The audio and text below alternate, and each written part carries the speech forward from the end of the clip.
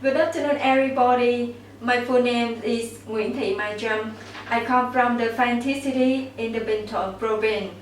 It's south of the Vietnam. At present, I work in the hotel as a manager in Sapa, not in Vietnam. Today, I would like to tell you something about the Vietnam. Vietnam have the big culture and the long history in the world.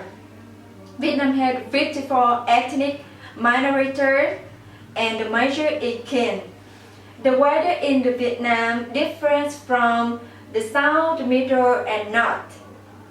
The weather in south from the 25 to the 32 degree on day, from the 20 to the 28 degree on night, and the weather on north very different.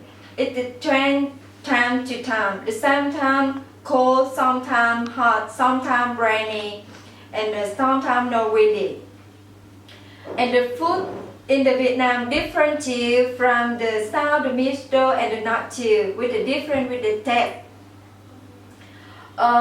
Before that, in the world, Vietnam is a poor country, and nowadays we are building to our country will be richer and more beautiful. Thank you for your listening.